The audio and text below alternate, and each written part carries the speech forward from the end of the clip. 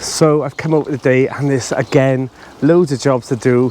Let's crack on with them, let's get them all done, and hopefully it'll be a nice enjoyable day gardening. So I've been looking for something that I can hang my cucumbers on in the polytunnel without it cutting the plastic, and I think I've come up with a perfect thing. I found this rope trellis in a garden centre near my home, and I think this will be the perfect thing. It's thick and it should hold the cucumbers really well. So let's pop this up and have a look. So I think with a few hooks and a bit of ingenuity, I think we could fit this up here, and I think the cucumbers will love it.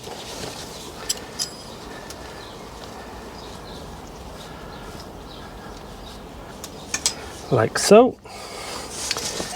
And I think if we put that one on like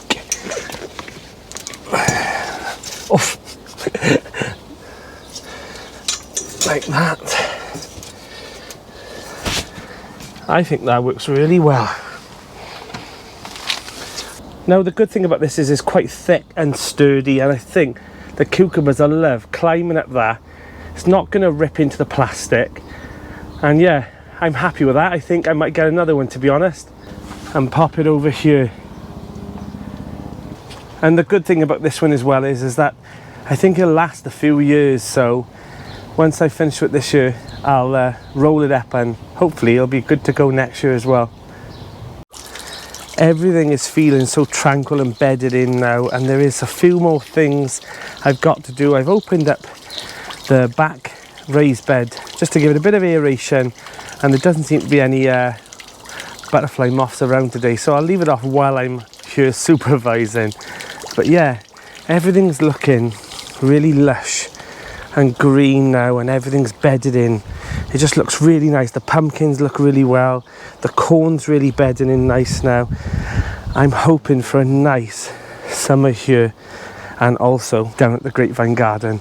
So that's obviously the production line of the food. Lots of raised beds with a lot of character as well. But this plot, you know, is the character plot, the place where I come to relax, the place where I can do things and experiment, flowers, and just have fun on this plot, you know. But I do that on both plots anyway, but this one was been a gamble. I took a lot of inspiration off Cheryl, a friend of mine who's got a plot, and she did a massive permaculture garden on her plot last year, and I fell in love with it. So that's where this inspiration has come from. I've mixed it up a bit with metal raised beds, wooden raised beds, pallets, you name it, scaffolding boards, and a pond, you know. And it's just, I've just got loads and loads of mixtures, and it means having this extra plot with the free space that I've got, I can have fun with flower beds, triangles, and put all my fruit bushes in one area, drying areas for my onions, garlics and things like that.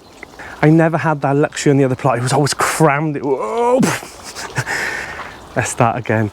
I never had that luxury on the other plot of having space, you know, to sit down. It was always, every inch was used for growing food, and now I have both, you know, and I felt relaxed planting out this year, that I didn't have pressure of that needs to come out soon, because otherwise this plant is going to die that I've sown. But so I've had spare beds so I can plant things in, leave things to bed down and settle in, and I've loved that now. I love that the fact I got two plots, and if you have the option of getting more space, absolutely take it with both hands. It's a lot of work, but it's worth it. I absolutely love both of my plots now. Completely different, but both loved by me.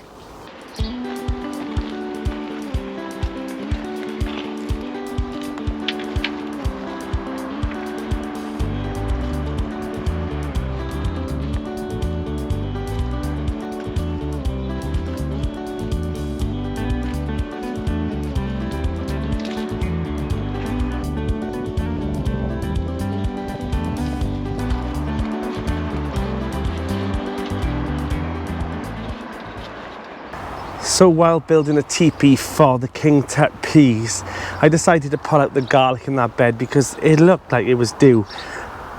This has been the best garlic harvest I've ever done. Let me show you the size of these bulbs. They are absolutely huge. Look at the size of this one. It's absolutely huge, and I'm so pleased. It's not elephant garlic, but it's doing, I'm really pleased with them, really pleased. So if that is anything to go by, all of this, I should have an amazing garlic harvest. So all those times I failed with garlic, this year, another success. I'm absolutely thrilled with it. Right, let's plant up the king tut peas. I came over about 2 hours ago over to the grapevine, and I started chatting to Mark and another plot holder, Lisa, and we had a coffee and stuff, and that's what happens on plots. You'll start chatting and then the day will go by and then you haven't done the jobs you need to do. So I'll get up the king tut peas and I'll come back tomorrow then and plant up the rest.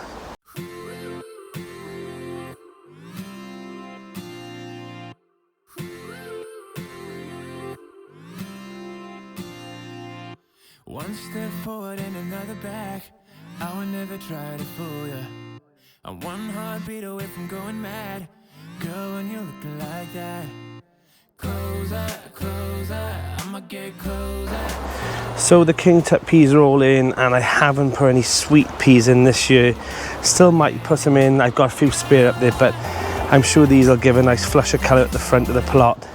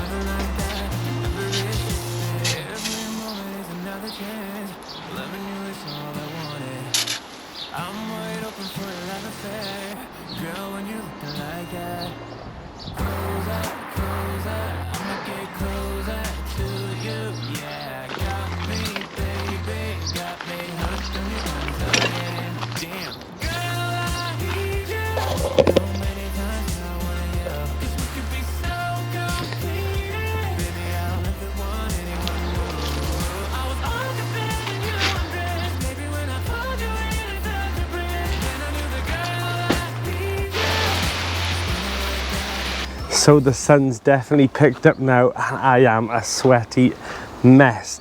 But I planted up the French beans, mulched that bed, and also I did a little bit of a shallot harvest as well. I'll show you now. So not too bad on the overwintered shallots. They'll be okay for pickled onions. And I also planted out the green and the yellow courgette in here. These are the red Florence spring onions, well, onions, but I'll be using them as spring onions this year, and yeah, they're looking great as well. They're looking really, really healthy. I'll be harvesting some of them soon. The beetroot and the seeded onions are looking fantastic, and it won't be long before I'll be harvesting some of these potatoes, and yeah, I can already taste those fresh potatoes out of the ground.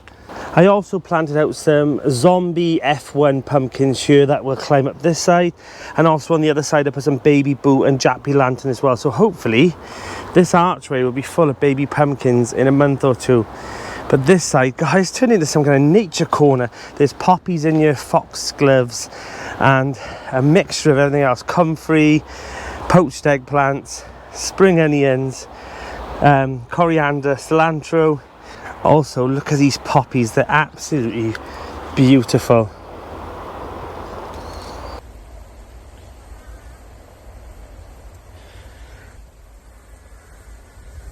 I feel like I'm getting on top of the grapevine garden now. It's still looking like a beautiful plot, and it's not too bad, but there are 3 beds that I need to mulch now and plant up, and that's it. I'm done for the season. As you've seen, I planted out the king tut peas as well, so they're right at the front of the plot, and I'm hoping that'll give it a nice flush of colour. I haven't put sweet peas on this plot this year, which is weird for me, but there's plenty at the other plot. But so far, so good. The cabbages though, they are shooting on. I'm definitely going to be growing these red Mars again next year. Let me show you. The red Mars are actually covering this bed so much. There's only 4, I think, or maybe 6, I'm not sure now, in this bed. And also, look at these. They're looking absolutely fantastic. I'm so pleased with the cabbages this year. There's been a bit of damage over this side, but I think I know why. So when I first did this plot, I put concrete slabs all the way down here and all the way down that side there. And I think that's where all the slugs are harbouring. At night, they're creeping up into this bed and having a little bit of a munch because there doesn't seem to be much damage over there. So I think what I'm going to do is in time is take all these slabs up and bark it there as well, because slugs are absolutely hating these dry paths. And I mean, the proof is in the pudding here. Look, hardly any damage. After pulling up that garlic, I'm so tempted to pull up the rest of the garlic. It's starting to go a bit yellow. I don't know whether or not to leave it another week. I don't know, but yeah, I'm really happy with that harvest. I mean, look at this. This is fantastic already. The first harvest of garlic has been absolutely amazing. I just don't know what to do, but I think maybe I'll keep it in for a few more days. We shall see.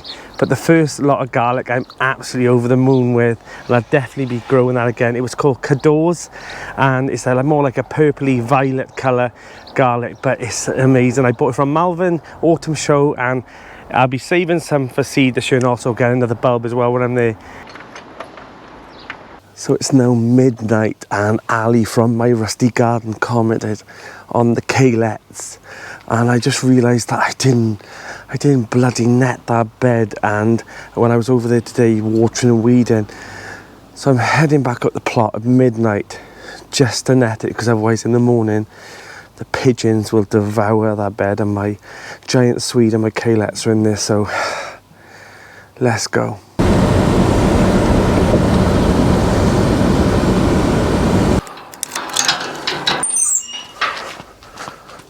Honest to God, I must be a bloody madman doing this, but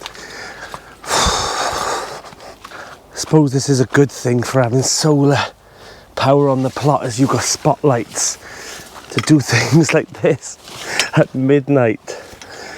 I must be off my head for some swede and caylets. They all look okay though. Right, back home. I'm Danny, and this is the Grapevine Garden.